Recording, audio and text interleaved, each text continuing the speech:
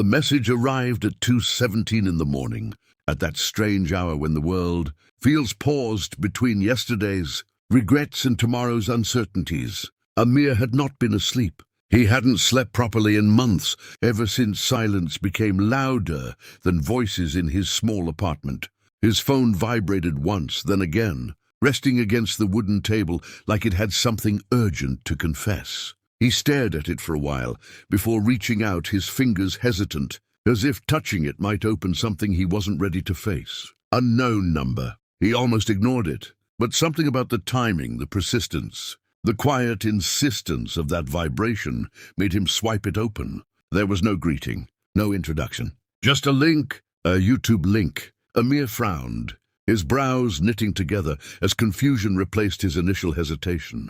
He sat up, leaning against the cold wall, and read it again. No text, no name, just the link. His first instinct was irritation. Spam, he thought, or some late-night nonsense. But as he moved his thumb to delete it, something inside him paused. A feeling subtle, unexplainable. He didn't believe in signs. He had spent years learning not to. Life had taught him that hope was often just a softer name for disappointment. Still, his thumb hovered.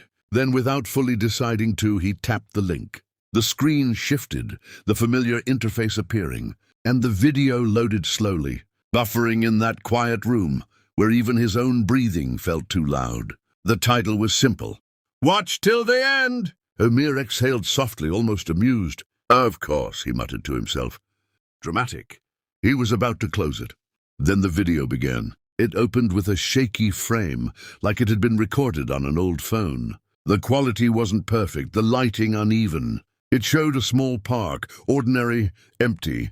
A bench stood under a tree, leaves swaying gently in the breeze. And then the camera shifted. Someone sat on the bench. A girl. Aamir froze. His chest tightened so suddenly it felt like something inside him had snapped. "No," he whispered, barely audible. It was her. Zara. She looked younger in the video, softer, happier, the way she used to look, before life had slowly chipped away at that brightness. Her hair fell loosely around her shoulders, and she was smiling at the camera like she had all the time in the world. The video flickered slightly, and her voice came through. "If you're watching this..." Aamir leaned closer, his heartbeat loud in his ears. "Then it means you finally decided to stop running." His breath caught. This wasn't random. This wasn't spam. This was meant for him. His hands trembled as he held the phone, his grip tightening unconsciously. Zara laughed softly in the video, a sound so familiar it hurt. "I know you, Aamir. You're probably frowning right now. Maybe even thinking this is some kind of joke." A tear slipped down his cheek before he even realized it. "How?" he whispered. "How is this possible?" "Shinta." The video continued. "I recorded this a long time ago," she said, her tone shifting slightly, becoming more thoughtful. "Back when things were different. Back when we were still pretending everything was okay." Aamir closed his eyes briefly. Memories flooded in. Nights filled with arguments that ended in silence. Words that were never said. Apologies that came too late. The day she left. No, not left. The day she stopped waiting. "I wanted to send this to you back then," Zara continued, looking down for a moment before meeting the camera again. "But I knew you wouldn't watch it. You weren't ready to listen." Aamir swallowed hard. She was right. Back then, he had been too busy proving he was right, too stubborn to admit he was wrong, too afraid to face the truth she kept trying to show him. "I loved you," she said simply. The words landed heavier than anything else. Not love. Loved. Past tense. "I don't know if you ever really understood what that meant," she added, her voice steady, but her eyes holding something fragile beneath the surface. "It wasn't just about being together. It was about choosing each other. Every day." Amir's grip on the phone tightened. "I kept choosing you," she continued, "even when you stopped choosing me." The silence in the room deepened. Amir's chest rose and fell unevenly, each breath feeling heavier than the last. "I don't blame you," she said after a pause. "Not anymore. We were young. We didn't know how to love without hurting each other." A faint smile touched her lips, but it didn't reach her eyes. "But I need you to understand something." Aamir leaned closer, as if the distance between them could somehow be reduced by proximity. "You're not broken," she said softly. "You're just afraid of losing people, so you push them away before they can leave." His vision blurred. He wanted to look away. He couldn't. "I wish you had trusted me enough to stay," she whispered. The words shattered something inside him. The video shifted slightly, as if she had adjusted the phone. "If you're watching this now," she continued, "then maybe you've already lost me. Or maybe you're just starting to realize what you had." Aamir's heart pounded painfully. He hadn't just lost her. He had lost himself somewhere along the way.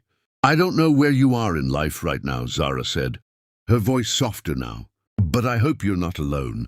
And if you are, I hope you learn to sit with that loneliness without letting it consume you." A tear dropped onto the screen, distorting her face for a brief moment. "I wanted to be your home," she added, "but you kept treating me like a place you could leave." Aamir covered his mouth, a quiet sob escaping despite his effort to hold it back. "I forgive you," she said. 2 words. Simple, devastating. "I hope one day you can forgive yourself too." The video paused for a second, as if giving space for those words to settle. Then she smiled, a real smile this time, warm, gentle. "And Aamir, if by some miracle you ever get another chance with someone who sees you the way I did," she leaned slightly closer to the camera, "don't waste it." The screen went black. The video ended. Aamir sat there unmoving, the phone still in his hand, his mind unable to catch up with what his heart had already understood. The room felt different now. He felt different. For the first time in months, the silence didn't feel empty. It felt honest. He looked down at the message again. Unknown number. But now he knew. It wasn't unknown. It was a message from a past he had tried to bury, a truth he had avoided, a love he had taken for granted. He wiped his face slowly, his breathing steadying. Outside, the faintest hint of dawn began to touch the sky. A new day. He stood up, his legs unsteady at first, then firmer. For months, he had been stuck, blaming circumstances, blaming timing, blaming everything except himself. But now, there was no place left to hide. Zara's voice echoed in his mind. "Don't waste it." Aamir walked to the window, pushing it open slightly. Cool air rushed in, brushing against his face like a quiet awakening. He didn't know what came next. He didn't know how to fix everything that had been broken. But for the first time, he wanted to try. Not for her, for himself. He looked at the rising light, his chest no longer heavy, just open. And somewhere deep within that openness, something fragile but real began to grow. Not regret, not sorrow, but the possibility of becoming someone who no longer ran away from love.